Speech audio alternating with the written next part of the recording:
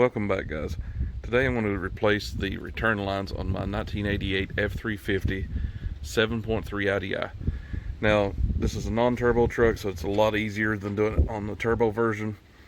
But what you're going to need is your wrenches, a seal kit. I highly recommend the kit from Russ Mathis. Costs $68 for one set and like $72 for the other set. But it comes with everything you need plus some extras. And it comes with a decal. Like, that makes everything better, right?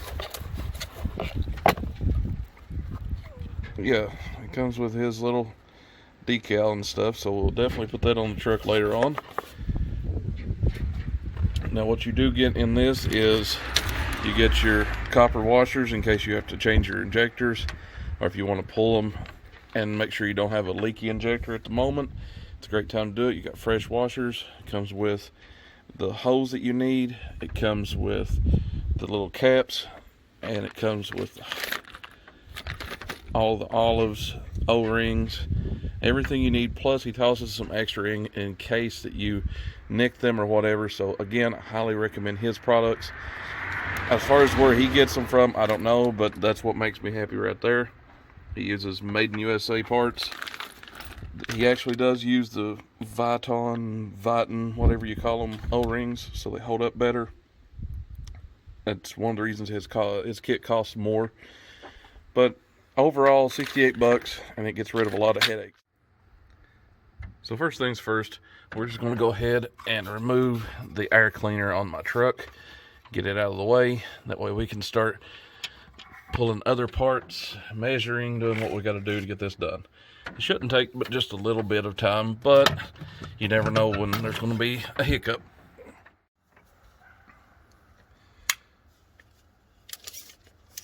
Before we get into actually taking things apart, because I'm actually going to assemble this as one unit all the way down and just slide it on as one piece, what I'm going to go ahead and do is measure my rubber hoses, which comes in at, we'll call it 4 inches and call it a day. So you're going to need at least 2 feet of hose to go this way, and it looks like another, I don't know, 2 feet this way and then back, and then that should get you going. First things first, go ahead and remove your injector line clamps. Be very, very sure that these make it back on here, because what happens is all the vibration from the engine running causes them to split the lines, and then you are sitting on the side of the road paying for about a $50 repair for something that could have been prevented. So we're not removing the lines altogether. All we're doing is just removing these right here. Once we're done, these will go right back on, right as rain. And again, it keeps the vibration of the lines down, so you don't have to pay for replacement parts. Now, the size that is on this is 11 millimeter / 7/16 size nut and bolt. That's why I'm using this configuration. Gets it off of there and done.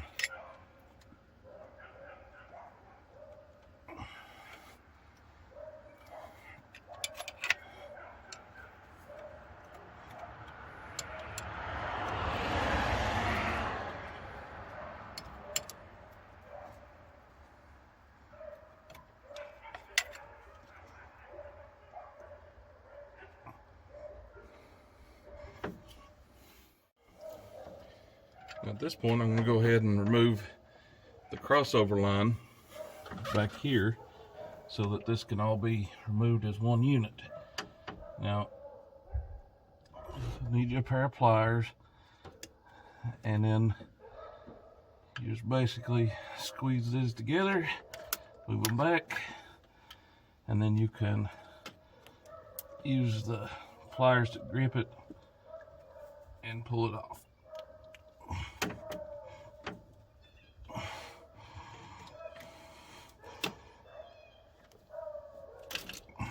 Just like so.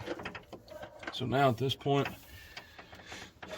all it needs to happen is use your handy dandy 5/8 wrench, go through and remove each one of the injector lines, and that way you can remove this as one unit.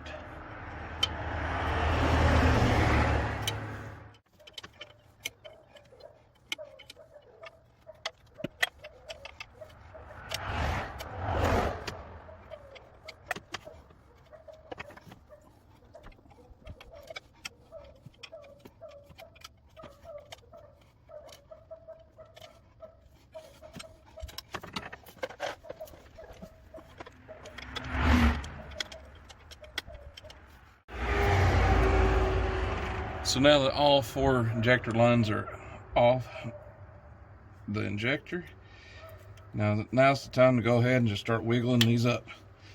You can flex these just a tad to make each cap pass by, and again they just pop off just like that.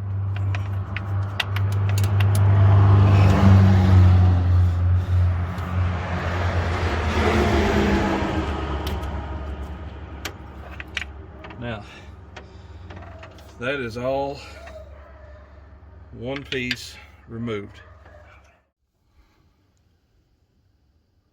So now, go ahead and get you a dental pick and go ahead and remove the old O-rings one at a time.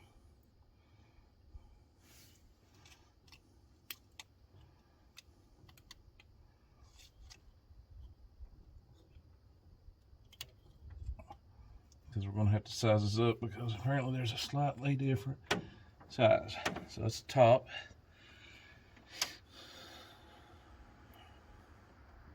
There's the bottom. Just be sure not to score this area with your pick.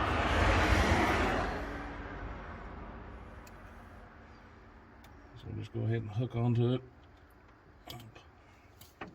and pull it up around to get it out of the way, and that way you don't.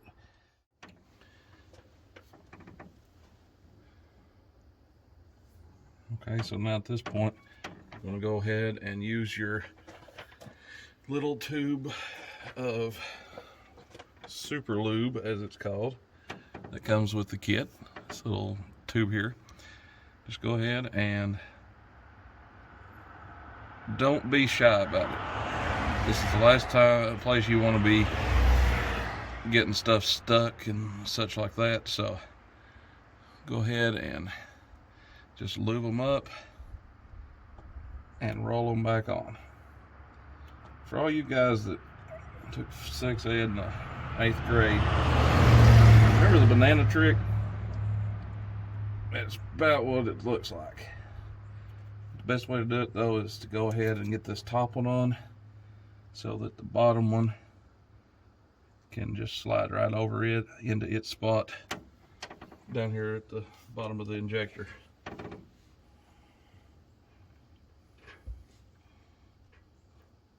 Just make sure not to nick those O-rings on the threads of the injector and such like that.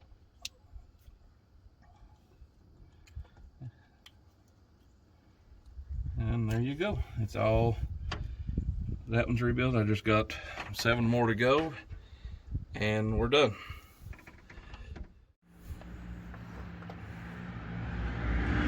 Alright, so at this point we're now going to rebuild this rail, and you're going to notice it's got one single end, a double end, and then a double end but at a 90, because that's how it went on the truck.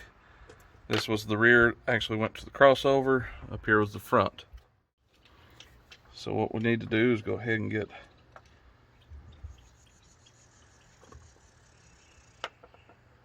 our ends. We got our clamps off to the side. Now it's time to go ahead and measure out the holes so that we can go ahead and get this done. And each section needs to be 4 inches long. That'll get you right where you need to be at. So we'll go ahead and use our handy dandy tape measure. Cut off 4 inches and this step will be done. I'm actually going to go ahead at this point and do enough to fit both sides so I don't have to do this later.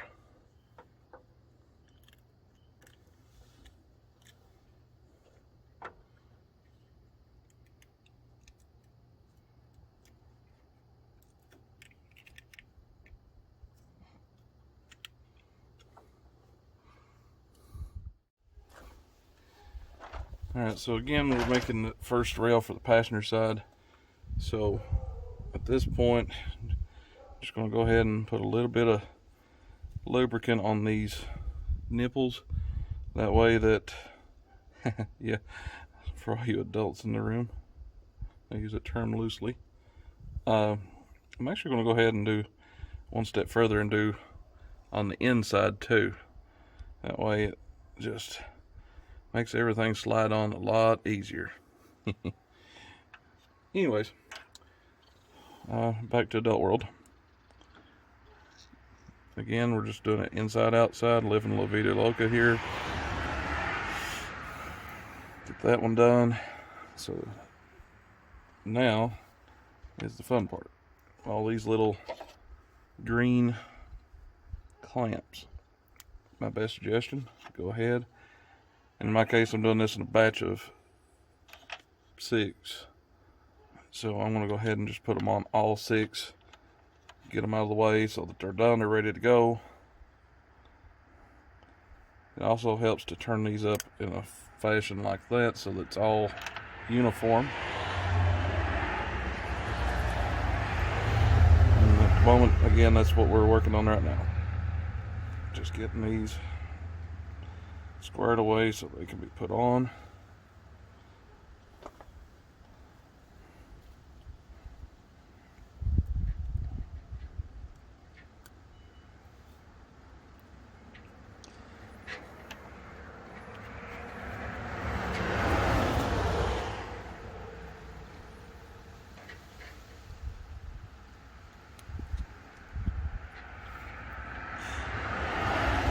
For record, there is a specialty tool. I know that Lyle makes it.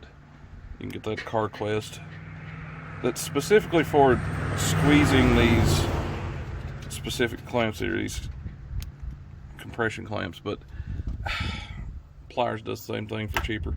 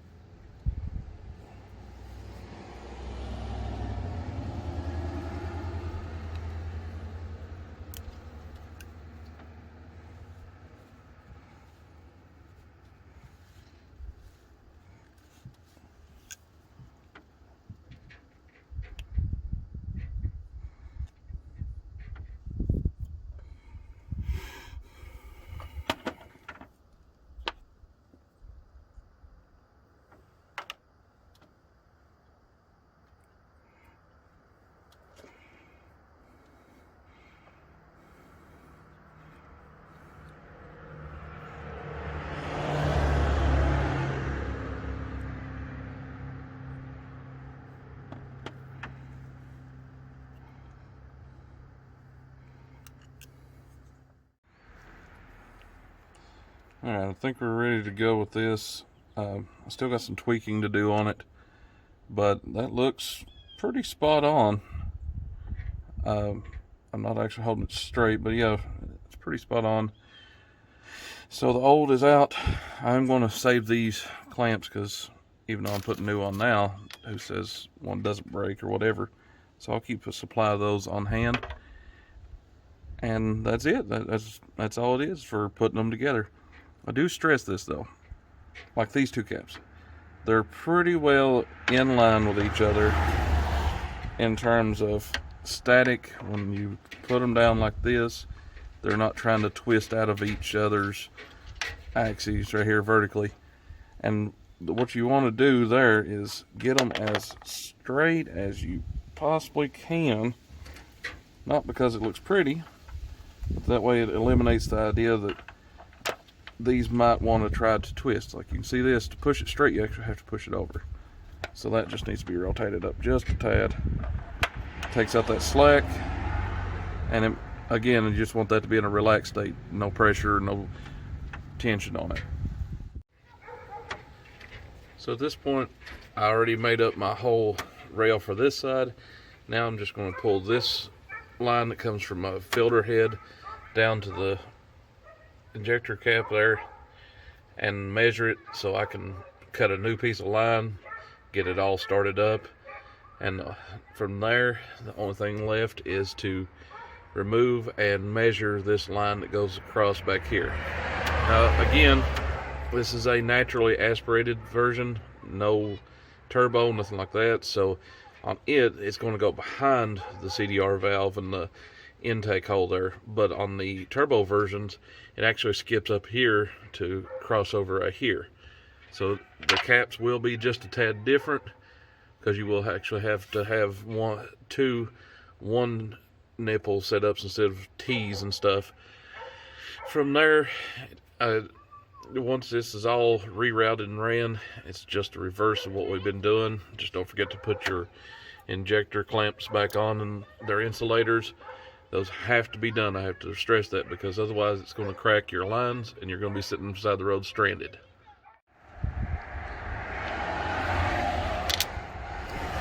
So after I went ahead and measured this earlier, it comes out to be about 9.5 inches. So we'll go ahead and cut that now. Just an aside note, on your number 1 injector, which is the passenger side front, if you're looking at the engine, this is the front, here's the radiator. You will notice on your trucks, vans, it'll be on the number 4 injector line, which would be right here. But on the F series, this is actually your timing sensor. This is what you hook your timing connector and all that up to time your engine. Leave it in there. It's there for a reason, and that reason is it takes this line shorter than the rest. It takes up and keeps that same length so that the fuel delivery is at the same precise time. And again, that way you can clamp your connector on there and actually time your engine correctly. This is usually a common sign of previous work at play, is these worm clamps. While normally they do work, and they will work to a point, they're known for coming loose randomly because there's no constant tension like these clamps here have. Another thing is they squish these in an oblong fashion that while they may not leak, there also has potential for air leaks to cause issues with keeping prime, such like that. So I would hazard to stay away from those. These are cheap, just pick them up, put them back on, put everything back the way it's supposed to be. Assuming you've gotten this far without obviously nicking an O-ring or making any mistakes, I've already gave an extra coating of lubricant up under each of the caps. So what I want to do now is start putting them loosely in line, just enough to get them centered on their respective injector. And this is where earlier in the video it was made a point that, hey, you might want to make these just a tad on the straight side. Might even have to trim just a tad. Might, just pull it off and trim 1/16 of an inch, just enough to these just stay straight. Now, at this point, you can go ahead and pop them on. They should actually make a distinct clicking sound like that.